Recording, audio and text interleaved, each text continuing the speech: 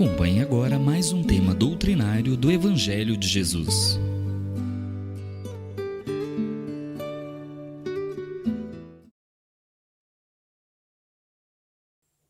Meus amigos, boa noite.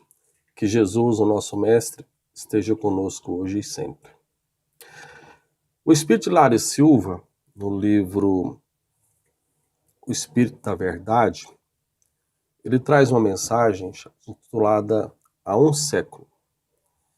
Nessa mensagem, ele narra que Allan Kardec, uma manhã do mês de abril de 1860, muito embora ali a consolidação, o estabelecimento da Sociedade Espírita de Paris, a venda crescente e constante dos livros, faltava dinheiro, para a obra grandiosa que os espíritos haviam colocado em suas mãos. E ali ele estava um tanto preocupado, um pouco a pressão muito grande sobre ele. Então ele estava acabrunhado naqueles dias, E aí várias correspondências, algumas nem tão amigas, E tudo isso pairava ali sobre a mesa de Kardec naquela manhã, quando a sua esposa lhe trouxe uma encomenda que ele abriu cuidadosamente.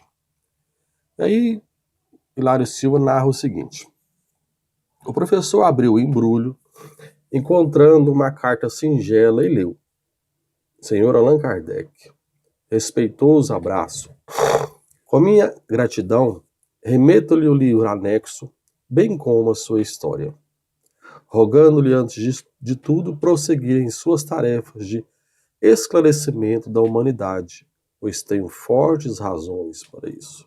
Quer dizer, Kardec, ele tinha recebido ali um livro com uma carta, e estava lendo a carta, que o mensageiro disse que aquele livro que ele estava mandando para Kardec, ele tinha fortes razões para que Kardec continuasse o seu trabalho.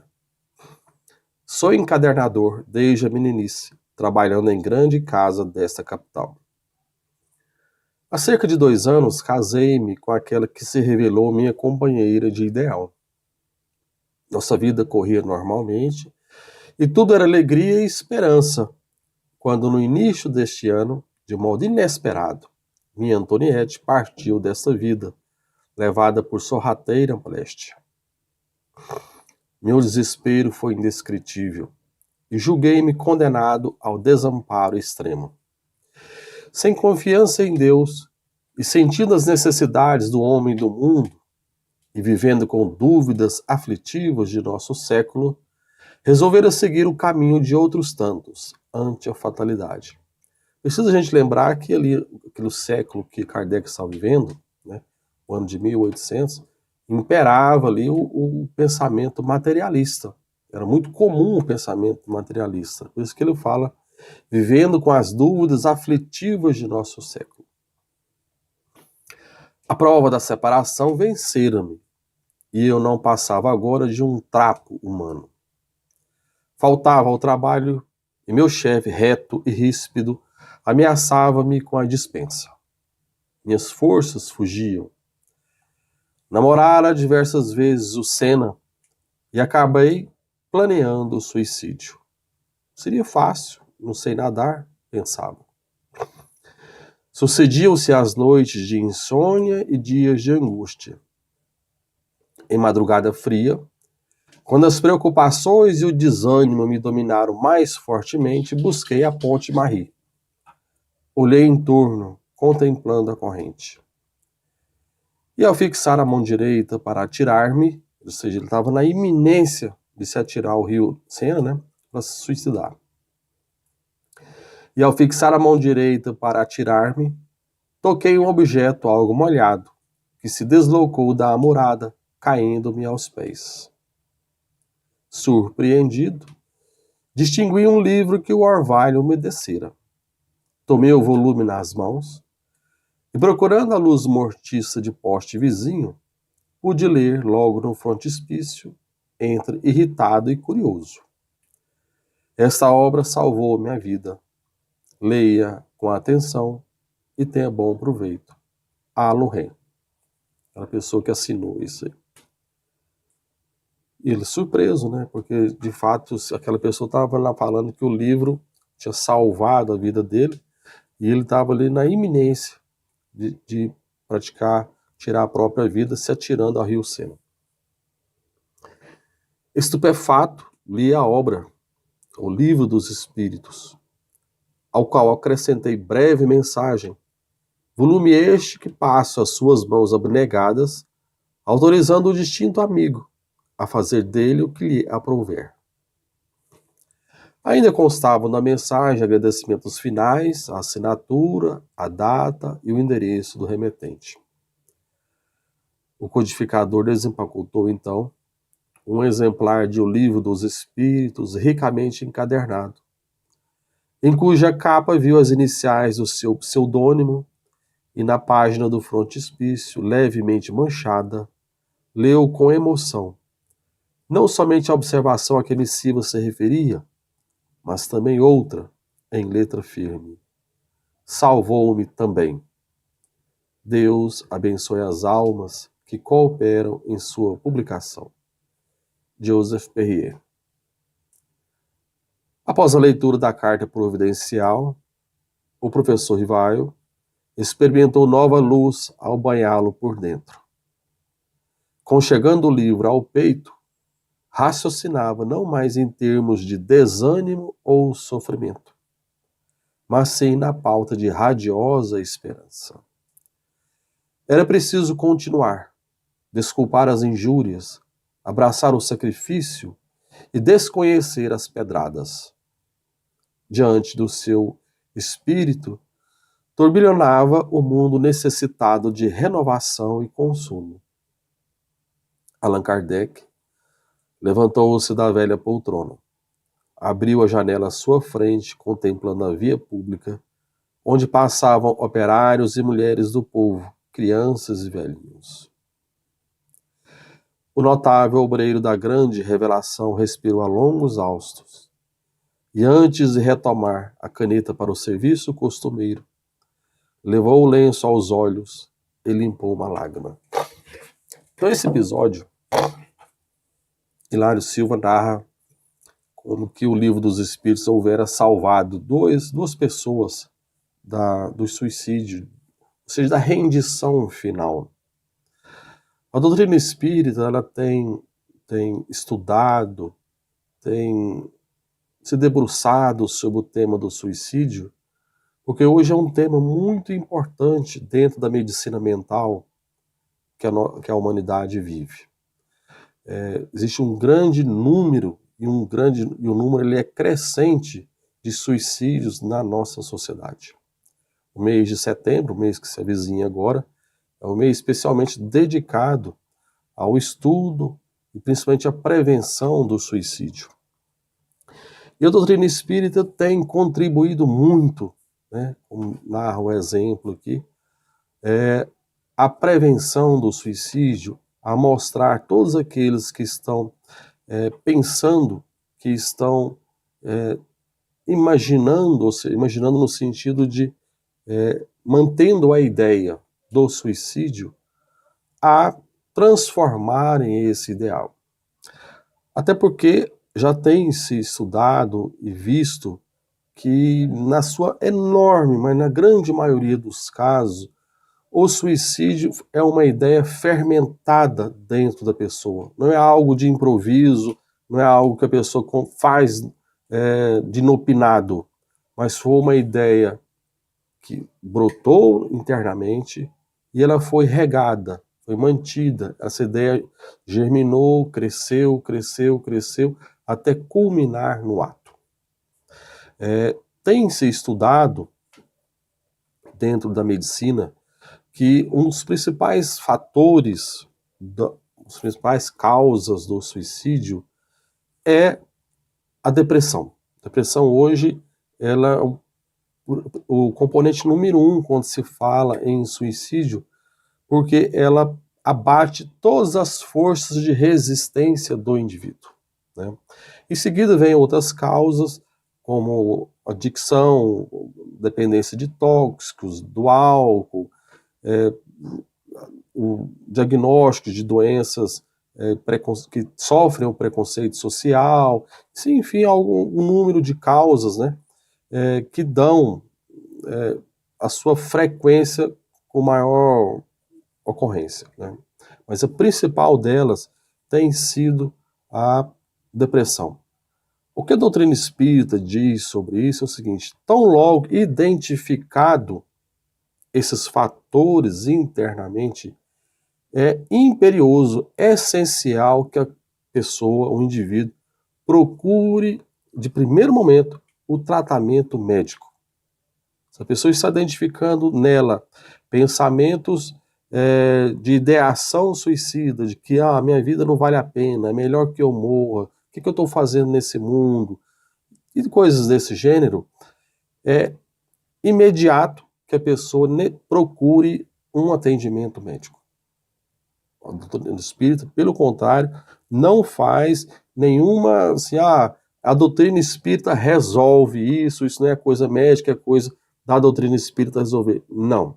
A primeira coisa que a doutrina espírita diz é: se existe esse pensamento, se existe essa ideação suicida, procure-se de imediato um tratamento médico com um bom profissional.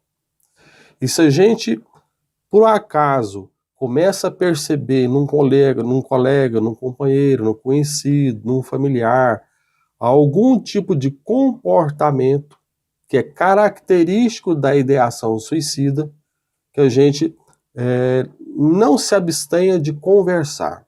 O que se propõe hoje como metodologia é que a gente aborde a pessoa de maneira jeitosa, vamos colocar assim, mas converse sobre o tema. Não conversar é a pior das soluções. Vamos dizer assim, precisamos colocar para a pessoa, que às vezes nem ela mesma sabe com exatidão, que ela está passando por um problema que é gravíssimo e que ela precisa procurar um tratamento, que há tratamento, porque muitas vezes a pessoa pensa, não, isso não tem o que fazer. Eu sempre fui assim, nasci assim, não tem solução. Tem solução, sim. O que a doutrina espírita propõe, e em complemento ao tratamento disso, é que, como diz André Luiz, no livro Estude Vida, a maioria de nós, grande parte de nós também temos o que se chama doenças fantasmas. Nós cultuamos, diz André Luiz, muitos de nós, dentro, internamente, em nossa mente, doenças que na verdade não são reais. Imagina o seguinte, vamos fazer um paralelo, é apenas um exemplo comparativo. Imagina aquela pessoa que não tem nenhum problema de saúde, fisicamente ela pode fazer todos os exames, mas ela está sempre indo no médico falando, eu tenho um problema, eu estou com doença, eu acho que eu vou morrer do coração, eu tenho vou ter um câncer, vou ter isso, vou ter aquilo. Ela está sempre achando que está doente, apesar de todos os exames, o médico falar que não tem, os exames mostram que não tem, mas intimamente ela acha que tem. O que André Luiz está colocando, nos mostra nessa mensagem, nós podemos ver lá em Estude Viva, é o seguinte, é que muitas vezes esse comportamento, aí ele vem associado, vai trazer consigo questões de obsessão. E o indivíduo começa a nutrir obsessões internas pelo seu próprio pensamento, né? Aí, nutrindo essas obsessões, a gente abre as portas à nossa casa mental, nós perdemos todas as resistências da nossa casa mental, porque nós temos, por natureza, o instinto de conservação, né? O instinto da nossa própria preservação, ele é fortíssimo. Mas muitas vezes nós abrimos os portões dessa grande muralha para obsessões, por achar, né, que eu estou sempre doente, mantendo um pensamento sempre pessimista, e isso prejudica a nossa resistência. E nos abrimos a sugestões espirituais que nos favorecem a ideação suicida. É onde a pessoa acha, então, fala, não, eu não mereço viver. e eu não tenho por que estar no mundo. Seria muito melhor se eu morresse, ficaria muito melhor para todo mundo. E a pessoa, então, naquele pensamento de menos-valia, vai alimentando isso, alimentando, até chegar numa situação dela tirar a própria vida. Há muitas questões também, há muitos exemplos dentro da bibliografia espírita, de às vezes espíritos que não souberam suportar determinadas conjunturas da vida que nós hoje sabemos pela doutrina espírita que são para o nosso bem.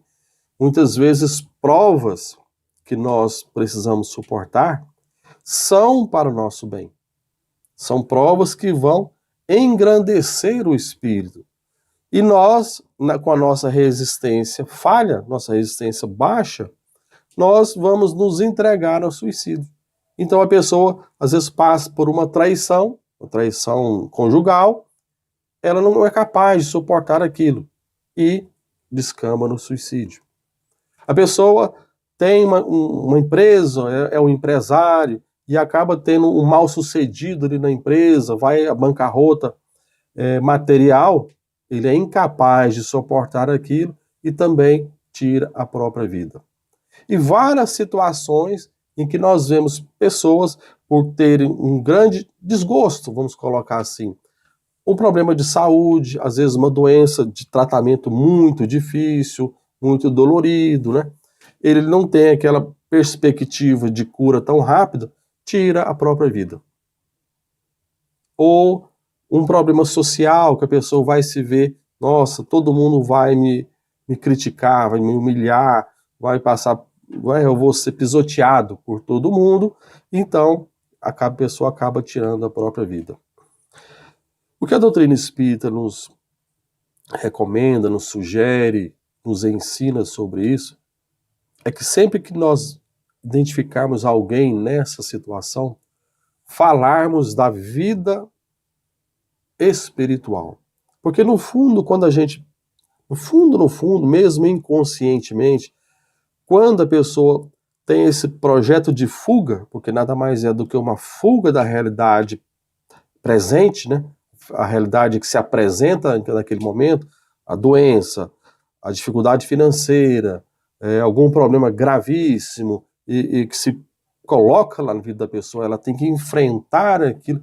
Quando eu estou fugindo daquilo, de certa forma, eu estou negando que existe a vida depois da morte. Então, o que nós temos que falar, para quem está começando a despertar tudo isso aí, primeira coisa, existe uma vida espiritual. A vida não se encerra, não termina com o túmulo. E essa talvez seja a principal surpresa da pessoa quando chega no mundo espiritual na vinda pelo suicídio, né? O Allan Kardec vai perguntar na questão 957 do Livro dos Espíritos, é o seguinte: quais são, em geral, as consequências do suicídio sobre o estado do espírito? Ou seja, o que o suicídio vai provocar, a pessoa que desencarnou pelo suicídio, o que isso provoca no espírito, né, lá no mundo espiritual? E os espíritos vão responder: as consequências do suicídio são as mais diversas. Não há penalidades fixadas e, em todos os casos, elas são sempre relativas às causas que o produziram. Isso nos traz uma primeira observação, que muitas vezes nós ouvimos dentro da doutrina espírita, dentro do meio espírita, que a pessoa que desencarnou pelo suicídio vai sofrer horrores em vales tenebrosos, em zonas purgatoriais, as mais terríveis possíveis. A gente traça todo um cenário de, figuradamente, um inferno que a pessoa vai viver, né, em função do suicídio. Não é bem assim que os espíritos estão colocando. Ou seja, eles estão falando, não há penalidades fixadas E em todos os casos, elas são sempre relativas às causas que o produziram. Nós não estamos dizendo que não existe para o espírito a necessidade da reparação do ato. Isso existe. O que nós estamos falando é que se traça um cenário de completo horror, né? De completa, algo que chega a ser quase indescritível para o suicídio. Nós temos que ter muita prudência, muita calma na hora de falar isso, porque, como está dizendo isso, vários exemplos dentro da doutrina espírita, as consequências disso variam conforme a condição do espírito e as causas em que se deram esse ato, né? Mas, aí continua os espíritos, uma consequência a que o suicida não pode escapar é o desapontamento. De resto, a sorte não é a mesma para todos, dependendo das circunstâncias.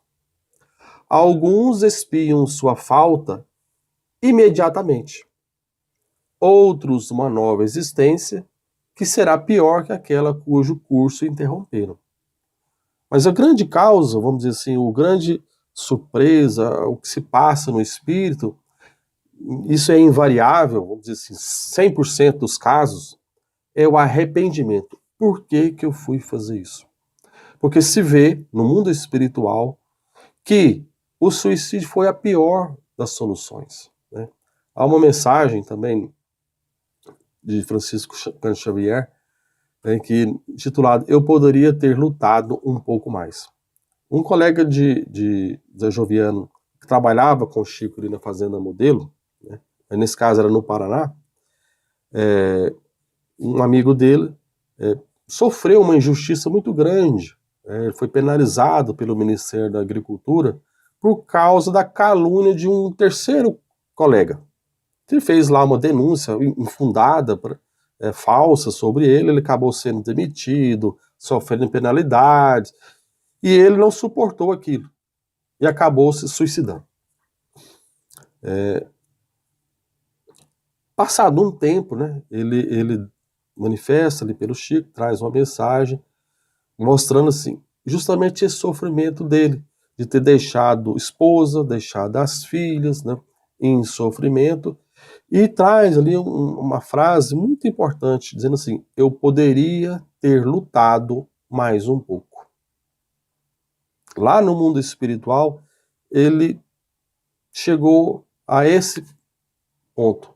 Eu poderia ter lutado mais um pouco. Esse é o grande sentimento que passa a reinar em praticamente todos os casos de suicídio. A pessoa chegar no mundo espiritual e falar, mas eu podia ter tentado resistir, eu poderia ter tentado, suportado, passado aquilo, porque no mundo espiritual, o espírito vai ver que todas as lutas, todas as dificuldades, tudo aquilo que a gente passa no mundo material, que no mundo material nós temos dificuldades, mas quaisquer que sejam elas, o tempo passa e resolve tudo, né? Tanto que existe uma mensagem também, chamada Tem de Bom Ânimo, que ela diz o seguinte, se te encontras angustiado, se te sentes tentado ao suicídio, ora a Deus e busca a presença de um amigo com quem possas conversar. Quase todos os homens experimentam semelhante estado emocional, notadamente quando o sofrimento, em suas múltiplas nuances, lhes subtrai a alegria de viver. Se a tempestade das provações desaba sobre a tua vida, não desesperes. Breve, o sol voltará a brilhar no horizonte de tuas esperanças. Suporta corajosamente a dor que te acicata a alma, recordando que Deus, nosso Pai de infinita misericórdia, a ninguém desampara. Se te encontras angustiado, pensa naqueles que estão lutando em silêncio por um mundo melhor e junta-te a eles, consagrando os teus dias a uma causa nobre. Não acredites que nada possas realizar na seara do bem. Cede as tuas mãos ao Senhor, e Ele por ti fará maravilhas. Esquece a ideia da morte e vive para os que te amam. O sacrifício pessoal é uma estrada de beleza indefinível. Amanhã, quando alcançares a grande renovação, agradecerás a cruz que te possibilitou compreender e abençoar a vida. Em outras palavras, né, ele fala assim, quando alcançares a grande renovação, ou seja, no momento depois do nosso desencarne, quando nós estivermos no mundo espiritual, nós vamos entender que aquelas dores, aquelas dificuldades, aquelas provações, todas aquelas angústias que nós passamos aqui no mundo espiritual, de doenças, de sofrimentos, de lutas com familiares, de lutas no trabalho, de privações, tudo que nós passamos que hoje nos causa dor, na verdade possibilitou o nosso crescimento, possibilitou o nosso desenvolvimento. E por isso, então, que os suicidas, quando chegam no mundo espiritual, têm esse pensamento, eu poderia ter lutado mais um pouco. Esse é o grande arrependimento. Por que eu não lutei? Por que eu não perseverei? Por que eu não caminhei, não dei um passo a mais? E esse é um grande ponto que também que a doutrina espírita nos coloca. Ou seja, se nós estamos com essa ideação suicida, aguarde um pouco mais. Espere um pouco mais, que às vezes o mundo amanhã vai trazer uma solução para nós, né? Pode ser que hoje a gente não está vendo a solução, mas amanhã essa solução vai aparecer.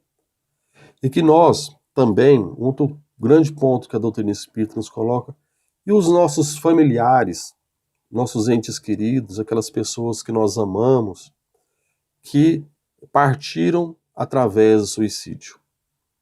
O que nos recomenda, nos ensina a doutrina espírita que é de enorme valor são as nossas orações, os nossos bons pensamentos, as boas lembranças, o nosso desejo de tudo de bom, de tudo de melhor para eles, e que as nossas preces são para eles muito benéficas. Então, orar, fazer as nossas preces em favor daqueles que suicidaram é muito bom para eles. Nós não podemos esquecer isso, né? Tem uma mensagem no livro Corações Renovados, de uma jovem que se suicidou também, ela mandando uma mensagem para a mãe dela. Ela diz o seguinte: mãezinha Júlia, abençoe-me. Eu não saberia descrever as minhas impressões de horror depois de haver feito levianamente a tentativa de tiro com a arma que me desapropriou a existência terrestre. Estou aqui, acompanhada pela tia Amália Sanches, que vem assumindo diante de mim o papel de generosa mãe, suportando sem qualquer censura a inconsequência do meu gesto. A primeira coisa que essa mensagem nos mostra é que a jovem ela está lá no mundo espiritual, mas está amparada. Ela está sendo acolhida, socorrida, ela não está largada, assim, como alguém que não tenha direito a qualquer misericórdia.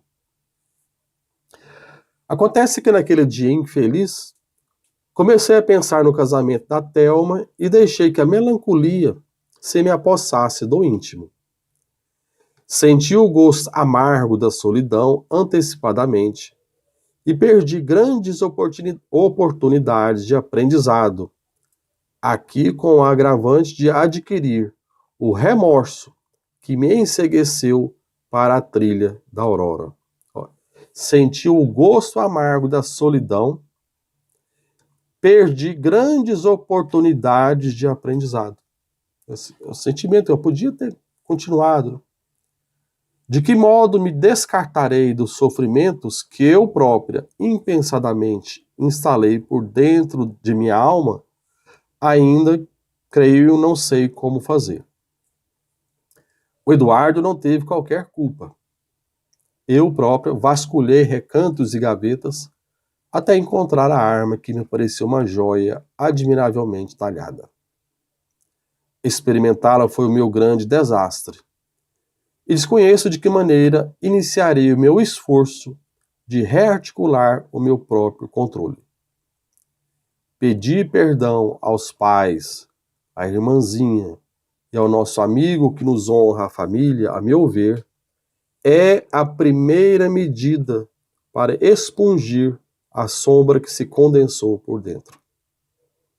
Preciso pensar nas causas de minha tristeza congênita, de meu desinteresse pela existência, o que significa aos meus olhos desrespeito às leis de Deus.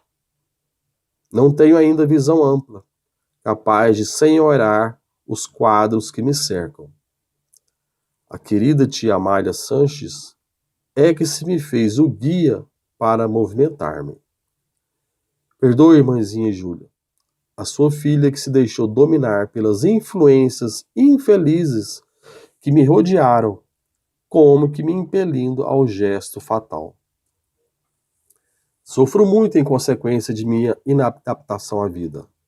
E a verdade é que a vida na Terra era a melhor escola de que poderia dispor, a fim de chegar aqui sem os problemas constrangedores que me arrasam as energias. O suicídio é uma calamidade para quem o pratica, de vez que suscitado por nossas próprias mãos o processo de sofrimento, não conseguimos prever o ciclo de provações a que teremos todos os sentimentos aprisionados numa rotina em que diariamente se nos faz o martírio. Perdoem-me, em casa, se lhes falo com essa linguagem de angústia. Não tenho outra para expor o meu íntimo carregado de frustrações. Ainda assim, espero em Jesus, que jamais nos abandona. Agora que me entrego à oração com todas as minhas forças, reconheço que recusar a vida que Deus nos concede é uma lesão da própria vida em nós, e isso me aflige e quase me faz desesperar ao mesmo tempo. Mãe, a tia Amália Sanches tem me falado de obsessões que nos seguem através de longas fases de nosso caminho. E compreendo que fui vítima da cilada que me armaram. Mas não quero isentar-me da culpa que se faz em mim complicado processo de perturbação e dor.